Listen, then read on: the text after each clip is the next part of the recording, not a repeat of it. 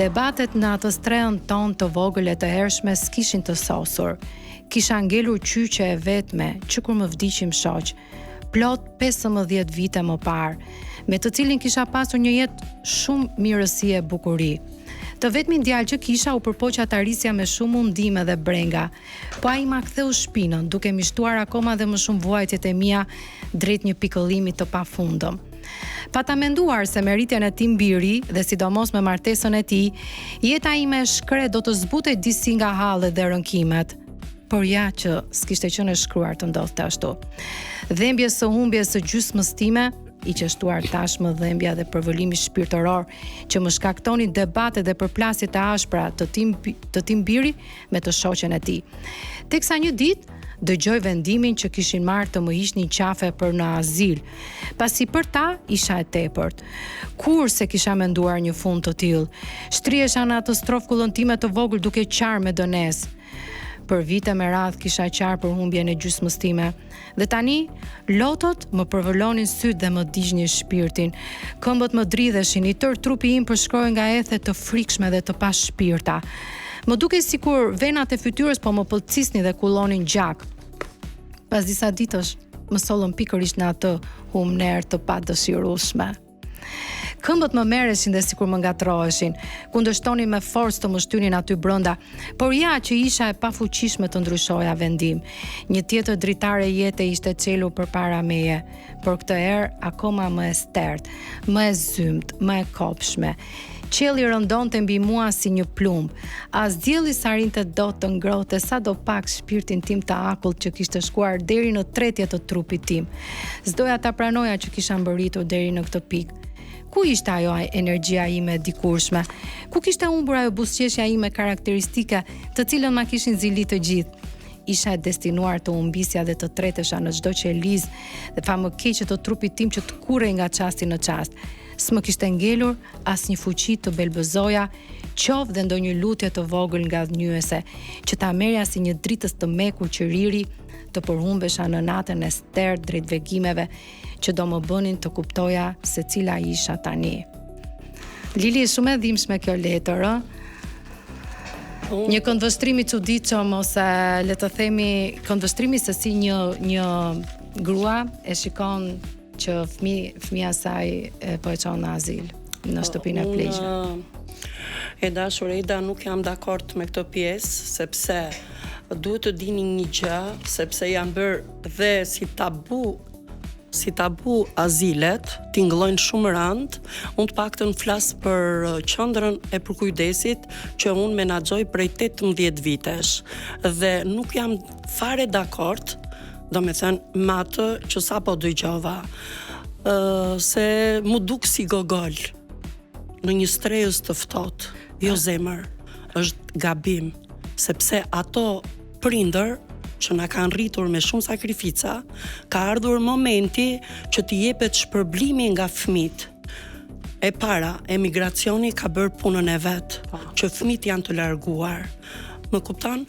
Dhe e dyta, në momentin që prindi nuk është në gjendje të kujdeset për veten, është më mirë ti çosh në një qendër për kujdesje që do të thotë ka shërbim 24 orë me 24, ku ka një mjek të përgjithshëm, kur ka një punojse sociale, kur ka një staf të kompletuar dhe të specializuar në këtë fushë. Po, Lili, dua të bëj vetëm një ndërhyrje të vogël. Po, patjetër. Këtë letër na ka dërguar një person që është në një qytet të Shqipërisë, në Tiranë. Po.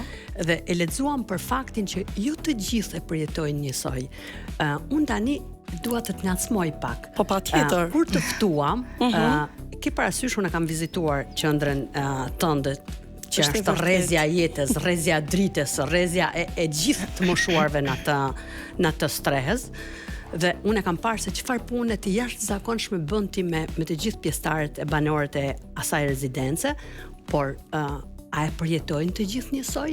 Ka që ndjejnë kur fëmijët i lënë dhe e kanë i ngjajnë kësaj letre deri diku, se unë jam dakord me shpjegimin tënd që ti si dakord, kur vina, a janë kur vina janë, në çfarë gjendje janë ata kur vinë? Në çfarë gjendje shpirtërore janë kur kanë fëmijë? Atëherë më lejoni t'ju shpjegohem. Të paktën nga eksperjenca ime prej 18 vitesh. Më kupton? Aty jo se të gjithë vinë me dëshirën e madhe, se askush nuk don që të largohet nga shtëpia. Mirë po, duke u socializuar, duke patur shoqëri, duke marrë dashuri, ato kanë arritur sa i thon fëmijëve, ikni tani se jam bërë me vajzë, ikni tani se jeni bërë me motor, më kupton? Sepse ato duan shumë dashuri, ato të shikojnë në dritë të syut, sa futesh brenda, në rast se merr dashuri. E di pse kemi bërë krahasim me kopshtet, sepse në këtë moshë një i të lënë edhe prindërit. Njësoj ju dridhen duar, njësoj kanë ndjesinë emocioneve, njësoj siç thot Eda, dikush i lën në këtë stres, në këtë banesë dhe tjetër gjë është mënyra se si trajton ti, që është e jashtëzakonshme dhe unë kam ndërtuar një koncert para ca koha aty dhe jam emocionuar më shumë se kur, sepse ato të donin më shumë se familjarët e tyre, duhet ta shprehim këtë, por ka dhe rezidenca që nuk është kujdesi maksimal, Ne duhet i prekim edhe problemet, sepse ky është në fund të ditës qëllimi i labirint në tru. Kush janë labirinthet e errta që ndonjëherë këto qendra? Më dëgjoj Lilin, atëherë unë dua edhe bëj thirrje që cila do apo cili do hap qendra sociale, qendra për kujdesi, duhet të mendoj që ka ardhur në jetë nga dy prindër. Të mendoj si kur t'jen prindrit e vetë biologjik. Në rast se nuk e kanë këtë mendim dhe nuk e zbatojnë këtë mendim, mos ta hapin. Më kupton? Mos ta hapin. Sepse shpesh unë për veten time kam bërë këtë deklaratë te fëmijët e mi. Në moment që unë nuk do jem gjendje tu shërbej atyre prindërve, atyre rezidentëve që gjithsecili më ka lënë amanet, sa ajo është një amanet që dikush vjen ta lënë në derë. Dhe amanetin thuhet që nuk e tret dheu. As dheu. Pra ne po marrim një shembull të mirë apo jo Xhoi. Pra është një shembull që kështu duhet të trajtohen dhe kështu duhet të sillet çdo lloj institucioni i të moshuarve në këtë formë. Sepse shpeshherë dëgjojmë edhe gjëra jo të mira. Edhe unë kam dëgjuar gjëra të tilla. Më kupton dhe friksohen, edhe kur më marrin, që interesohen, dua të sjell mamin, dua të sjell babin me shumë lot, me shumë dhimbje, interesohen edhe thon Lili më ke bindur, vetëm me mënyrën e komunikimit, edhe pse kemi dëgjuar shumë fjalë të mirë, edhe unë prap i le porosi, mos dëgjoni se çfarë ju thot Lili, hajde prekeni me dorë, hajde shikojeni me sy të lirë. Po si shpjegoj, dua të bëj një pyetje. Një herë me një të afërmën time, shumë të afërt, shkuam për të regjistruar në qendër shëndetësore për qendër për pleqt, për të moshuarit. Një të afërmin ton, po shumë të afërm. Dhe pikërisht në zyrën, sepse po flasim për një qendër shtetërore, zotria që punonte aty, kur ne të dyja i tham, po interesohemi që të vendosim në shtëpinë të moshuarve babain ton, ai tha, po edhe un kam baba dhe nuk e çoj atje. Tha.